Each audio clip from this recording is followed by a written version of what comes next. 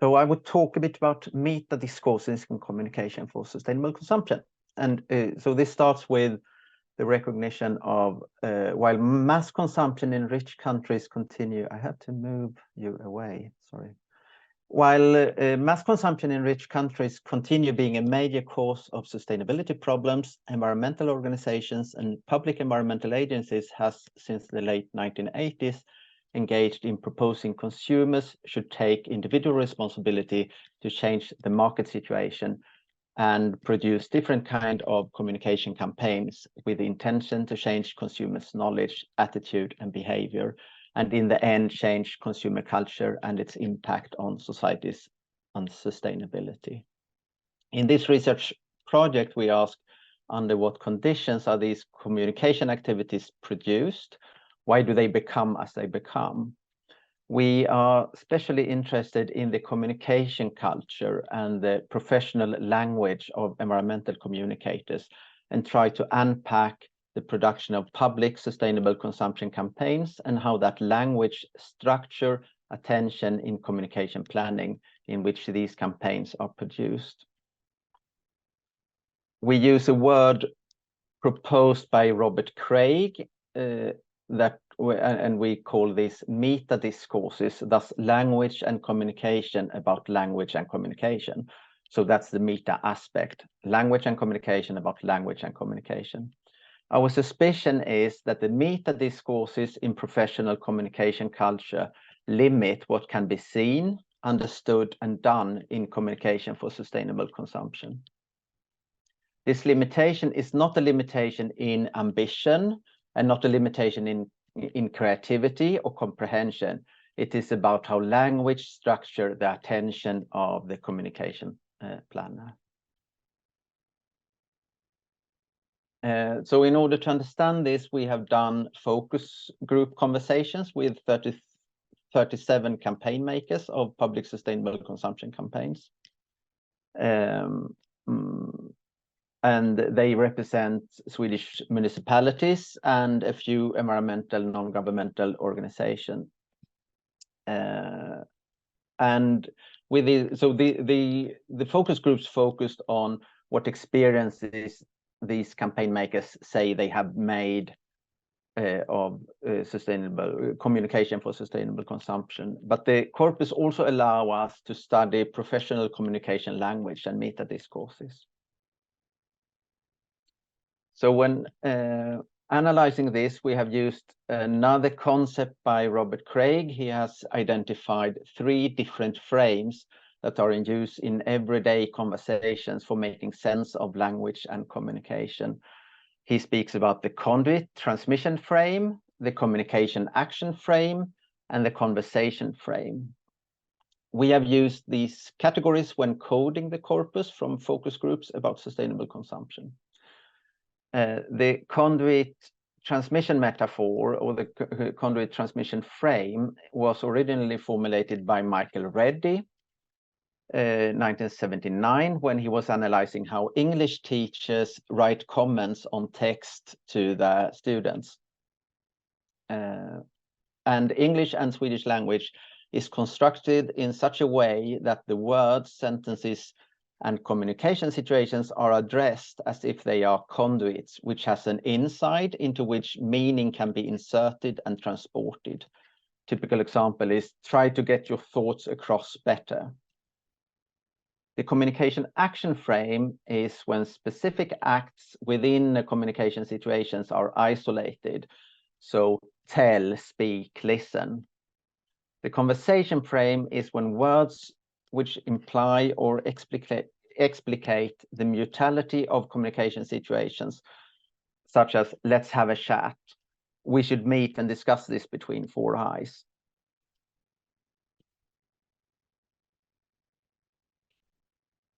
So this is an example from our corpus, from those focus groups of how the conduit transmission metaphor might look like.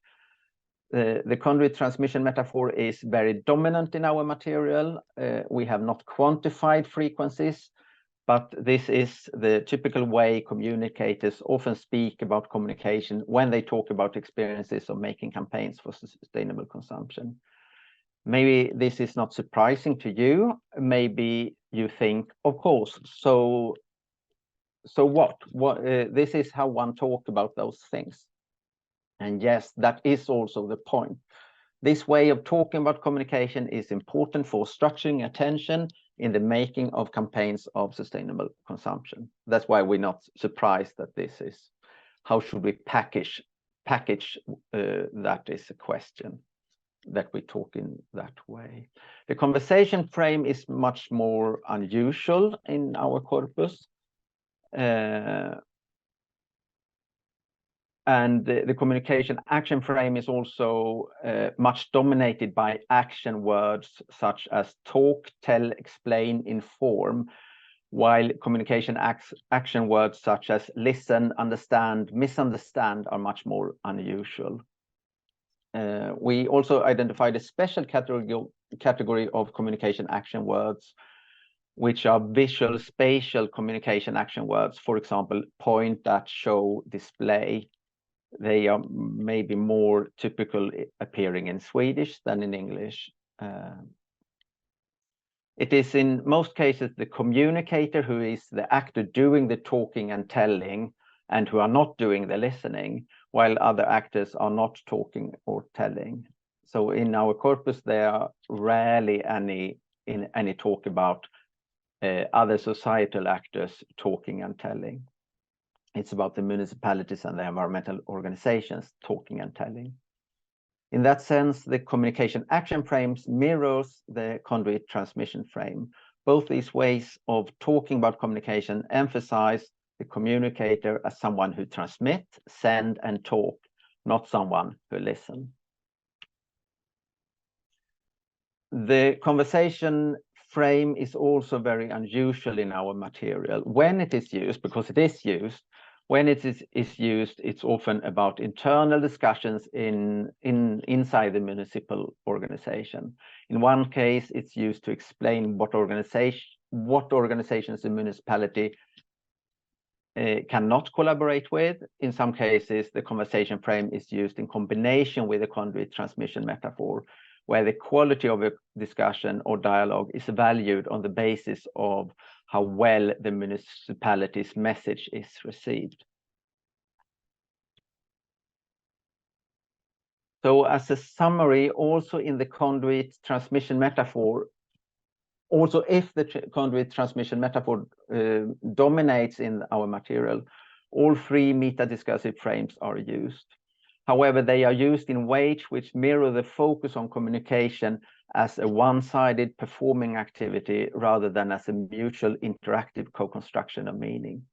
It seems as if the professional communication culture is quite performance-oriented, which risks to make it blind to opportunities of mutual interaction and risk of misconceptions of other actors' motivation and needs, and hence misconceive the relevance and irrelevance of some communication situations.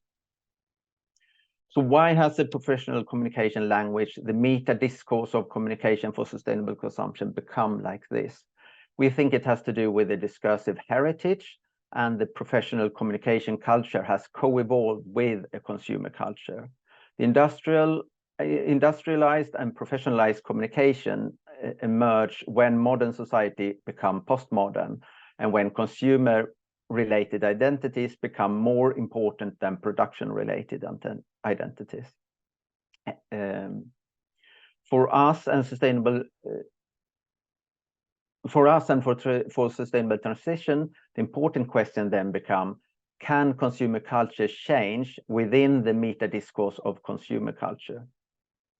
And can communication culture change?